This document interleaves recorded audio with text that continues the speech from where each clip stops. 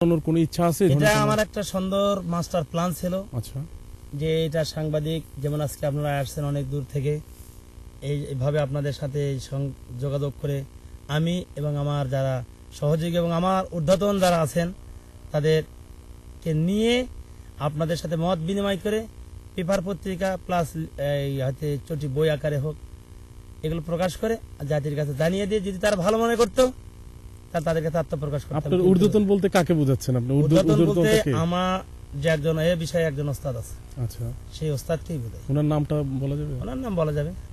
কি নাম? ওনার নাম আব্দুল হাকিম নামে পরিচিত। আচ্ছা, উনি আমারই ঊর্ধ্বতন বলতে আমাদের সোশ্যাল মোটিভেশন ওয়ার্ক করলাম আমরা, এই জাগ্রত মুসলিম জনতার এই মোটিভেশন ওয়ার্ক করছে আমরা, এই ওয়ার্কের মাধ্যমে একজন বুদ্ধিজীবী লাগে। আচ্ছা, আমরা একটা বোর্ড আছে, সেই বোর্ডের মাধ্যমে গুটি কয়েক ভাইরা স্থানীয় ভাইদের উদ্যোগে এগুলো করা শুরু করছে।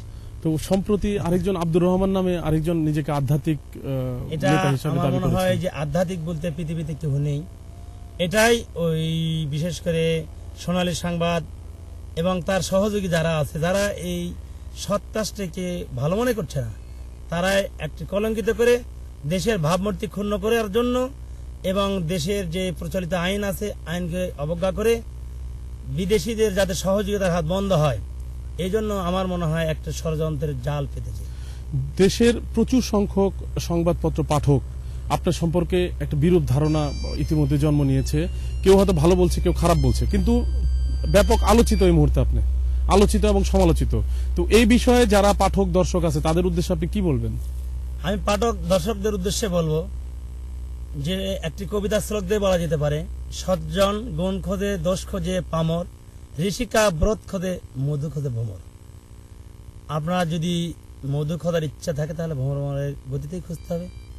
আর যদি কুচক্রীর মহল থাকে তা আমি বলবো সজমিনে এসে আমাদের সাথে জনগণের সাথে মিশে তাদের সাথে দেখা করে সঠিক তথ্য পরিবেশন করে তারা নিজেরা স্যাটিসফাই হোক এবং এখান থেকে যদি কোনো শিক্ষণীয় বা উপকারতে আসে কিছু, সেটা তাদের এলাকায় সেটা তারা প্রয়োগ করুক, সরকারকে সেভাবে সহযোগিতা করে বিশ্বের মধ্যে একটি উন্নয়নমুখী দেশ হিসেবে গড়ার জন্য সকলেই এগিয়ে এসুক, এটাই আমার চাওয়া। এই জন্য আমি বলবো দেশীয় প্রযুক্তি নেই কোনো উক্তি, সকলে মিলে করো মায়ের মতো ভক্তি। আপনি একটা কথা বলেছেন যে জাগ্রত মুসলিম জনতা, এখানে কনফিউশনটা থেকেই যায় যে মুসলিম জনতা নাম থাকলে অন্য ধর্মের মানুষ কিভাবে এখানে ইয়া করবে? আমি একজন মুসলমান হিসেবে আমার ইতিহাস থেকে যা শিক্ষা পেয়েছি সেটা হলো মুসলিম এমন একটি ধর্ম যে ধর্মের ইতিহাস আল্লাহ রসুল সাল্লাহ সাল্লামের দিকে যেতে হয়। আল্লাহ রসুল সাল্লাহ সাল্লামের কাছে একজন মুসলমানের বিরুদ্ধে একজন ইহুদি একটা রায় নিয়ে আসলো, রায়ের ফয়সালা হলো মুসলমানের বিপক্ষে চলে গেল। আল্লাহ রসুলের রায়কে তার পছন্দ লাগলো না, ওমর রাদিয়াল্লাহু কাছে গেলেন।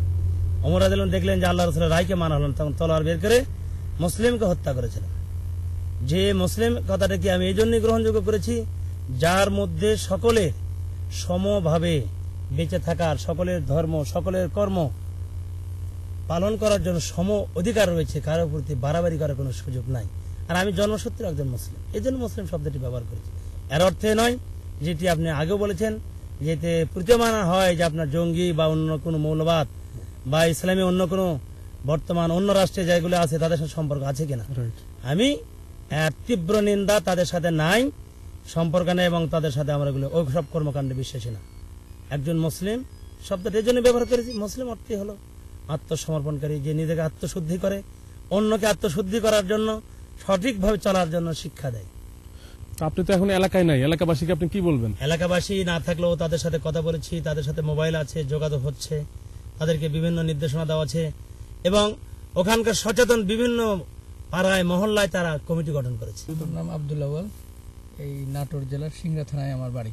আচ্ছা, আমার থানাটি নতুন অবশ্য